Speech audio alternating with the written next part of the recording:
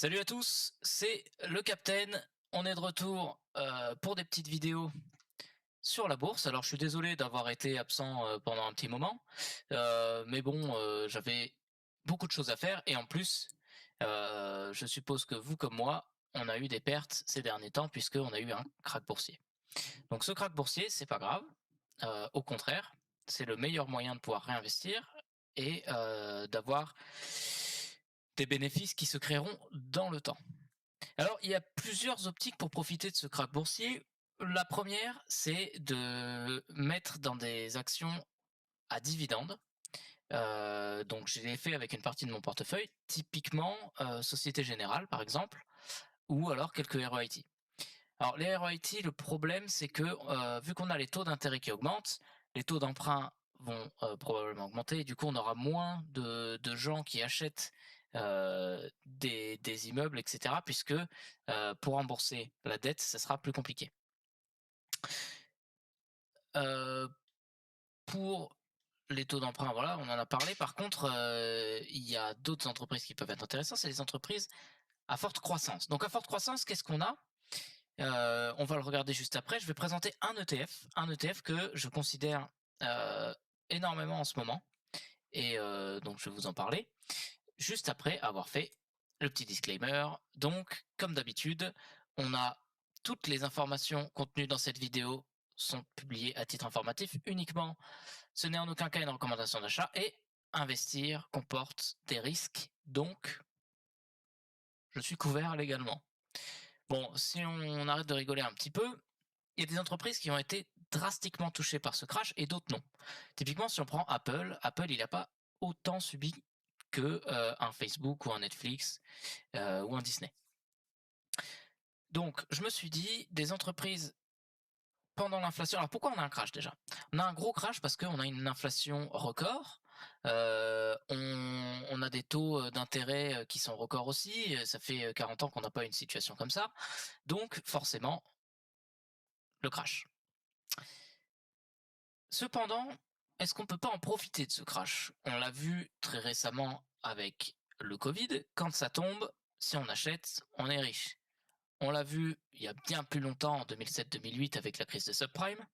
Ceux qui avaient acheté à ce moment-là, surtout dans le milieu des REIT, l'immobilier, ont pu se faire les couilles en or, comme on dit aujourd'hui.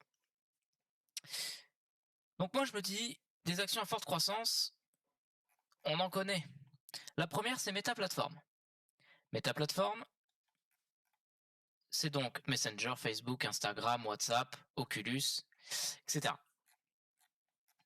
On voit que on a récupéré un niveau qui n'avait pas été atteint depuis 2019 ou depuis la crise du Covid en 2020. Donc du coup, on sait qu'on a une cotation qui est très très basse puisque après avoir touché ce bottom là en 2020, on a phénoménalement monté vers le haut. Pourquoi on a monté vers le haut? Parce qu'on a eu une entreprise au rabais et une entreprise au rabais qui est une entreprise de croissance qui est dans les GAFAM. Donc, si on regarde bien, on a un PE ratio qui est très sain maintenant, puisqu'il est à 12. C'est un PE ratio d'une entreprise du CAC 40, d'une entreprise mal cotée du CAC 40. Donc ça, c'est très très bien. On a des bénéfices, en tout cas un revenu qui est en constante augmentation et des bénéfices qui stagnent cependant. C'est pour ça plus le fait qu'Apple enlève tous les, comment dire, toutes les informations et les cookies retransmis, ça vient tasser les bénéfices de Meta. Donc du coup, on voit qu'il y avait une croissance et ici, Apple a passé sa nouvelle charte et du coup, ça se tasse un peu, mais par contre, on a quand même un chiffre d'affaires qui monte et même si ça se tasse, il faut se dire que c'est du 39 milliards annuels de bénéfices, donc ça reste très intéressant. On voit toujours la croissance qui se stagne ici et qui explique du coup la baisse des actions, mais même si ça stagne, il faut se dire qu'aujourd'hui, on est dans une période de stagflation, pardon, et l'inflation fait que des entreprises comme Unilever, par exemple, vont avoir énormément de mal à vendre leurs produits et à faire de la marge sur leurs produits.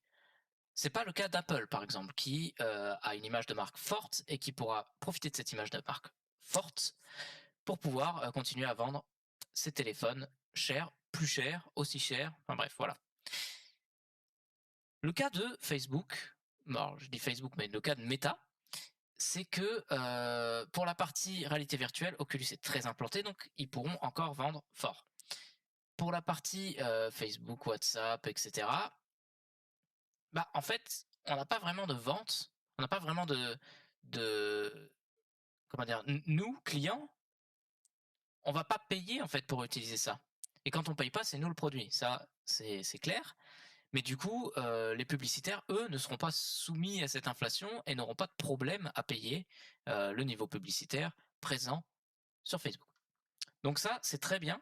Dans un moment comme celui-là, c'est une entreprise qui pourrait très fortement remonter en bourse, puisque les bénéfices ne vont pas se tasser. Une dette nulle, donc ça c'est fantastique. Et de toute façon, même s'il y avait une dette un petit peu plus importante, on a quand même 123 milliards de capitaux propres, donc c'est très intéressant. L'équité est beaucoup plus haute. Il n'y a pas de versement de dividendes, bon, donc ça, on va pas aller plus loin. Une autre entreprise qui... Alors pourquoi je parle de Meta Platform? Parce que, vous voyez, elle a énormément baissé. C'est le cas aussi de, par exemple, Walt Disney. Walt Disney qui n'avait pas connu un aussi bas niveau depuis 2015, enfin depuis la crise du Covid. Mais en fait, ici, vous voyez, on avait beaucoup latéralisé depuis 2014. Ensuite, en 2020, on commençait à monter un peu, hop, le Covid est arrivé. Et puis ensuite, les gens ont voulu profiter justement de ce drop et c'est monté. C'est probablement ce qui va arriver encore ici, puisque les gens vont vouloir profiter de ce drop. Et donc, on a un niveau ici qui est très intéressant.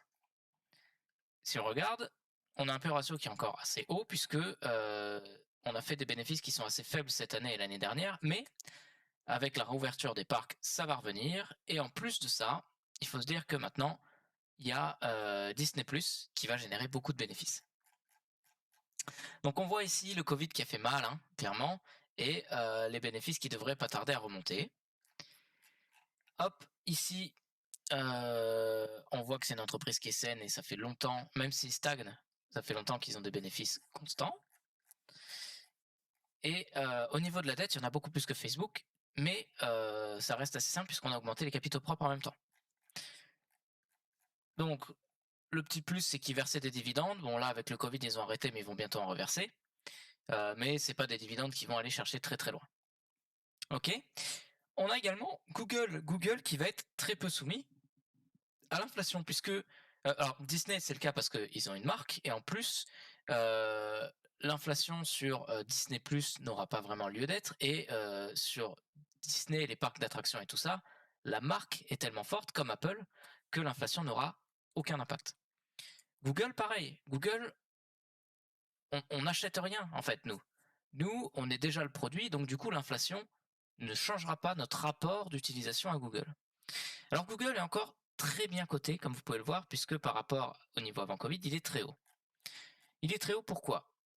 Le P/E ratio déjà est sain, puisque 20, c'est vraiment pas énorme. Ça veut dire que on est très coté, mais par contre, on a toujours des bénéfices nets qui sont très intéressants. Les bénéfices nets, pardon, on peut les voir ici, c'est du 74 milliards de dollars par an. C'est énorme.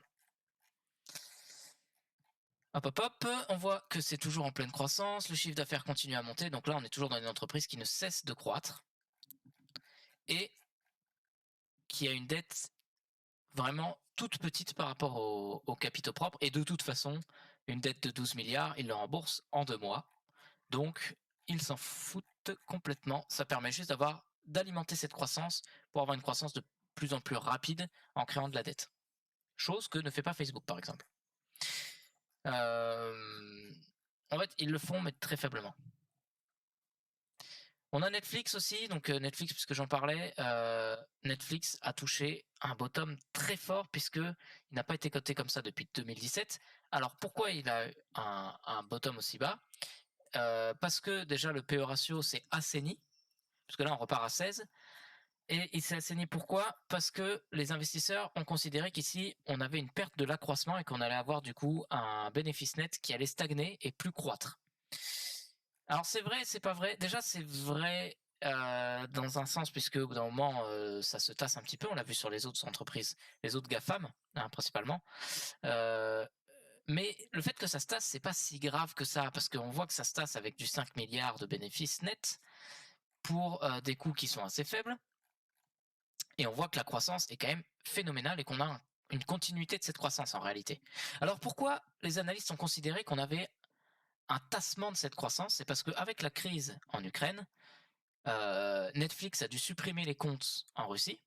Et ces comptes en Russie, eh ben, il y avait 700... alors j'ai pas envie de vous dire de bêtises, mais il me semble que c'était 700 000 comptes. Ou 7 millions. Ah, bon, j'ai pas envie de vous dire de bêtises. Je mettrai en commentaire ou dans la description le nombre de comptes qui ont été supprimés. Mais en gros, la perte d'abonnés, c'est les Russes. Voilà, globalement, c'est ça. Donc effectivement, ça tasse un petit peu, mais c'est comme ça. On a rattrapé la dette avec les capitaux propres, donc ça c'est aussi une bonne idée. Et la dette est en train de baisser, c'est aussi une bonne chose. Voilà. Les dividendes, il n'y en a pas. Bref, donc pourquoi je vous parle de toutes ces entreprises? Parce que il y a un ETF que j'apprécie beaucoup. Donc qui verse des dividendes assez faiblement, donc c'est du 2% par an à peu près, qui est Vox, Vanguard Communication Service ETF. Et donc vous voyez, ça a beaucoup stagné, etc. Ça avait pas mal monté avec l'après-Covid, et là, ça s'est pris une grosse gifle. Donc on est au niveau de 2020 en gros. Même on reste sur une croissance faible ici. Et les entreprises qui sont considérées par cet ETF, on a Meta Platform, qu'on vient d'analyser. On a Alphabet, classe ASC, donc c'est Google. On a Walt Disney Company.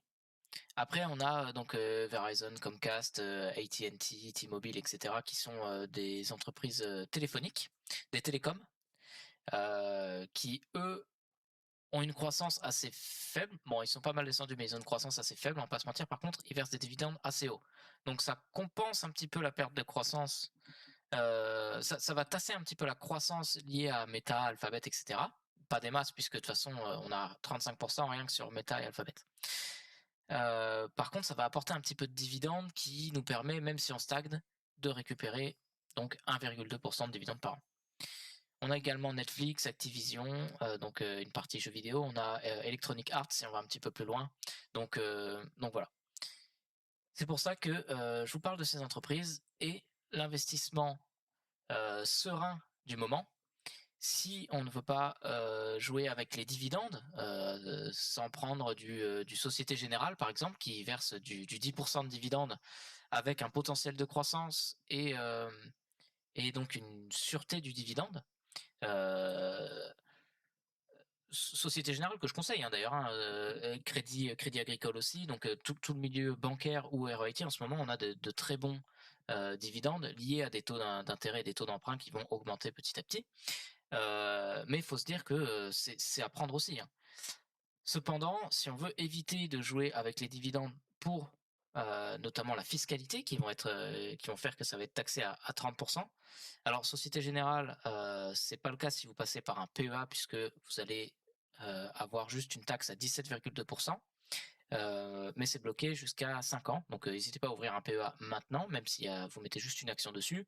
Et dans 5 ans, vous pourrez jouer avec cette nouvelle fiscalité et remettre et retirer, etc. Bref, voilà. Donc mon conseil du moment, c'est Vox, qui est très intéressant, surtout pour profiter des pertes de valeur de Meta, que vous voyez là, d'Alphabet, qui reste encore assez haute. Hein. Alphabet, ça reste encore une action qui est très cotée, donc ça va sûrement encore descendre. C'est pour ça que je vous conseille d'attendre encore un petit peu avant de miser sur Vox, mais préparez-vous à réinvestir dessus dès que ça reprendra une pente ascendante. Et puis Walt Disney qui était le top 4 dans la répartition de l'ETF qui est très mal.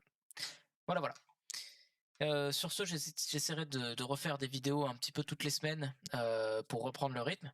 Et puis, pour donner des nouvelles un petit peu, notamment des actions dont je vous ai parlé précédemment et puis des opportunités comme aujourd'hui. Je pense qu'on reparlera bientôt de Norwegian Air Shuttle qui a pris un petit peu de plomb dans l'aile, un petit coup dans l'aile comme on dit, il y a pas longtemps, mais qui va, très probablement remonter puisque, les résultats font partie des meilleurs résultats au niveau des compagnies aériennes. Même s'ils ont un peu raté leur mois de janvier à mars, qui est toujours le plus mauvais mois dans les actions cycliques que sont les actions aériennes. Voilà, à plus.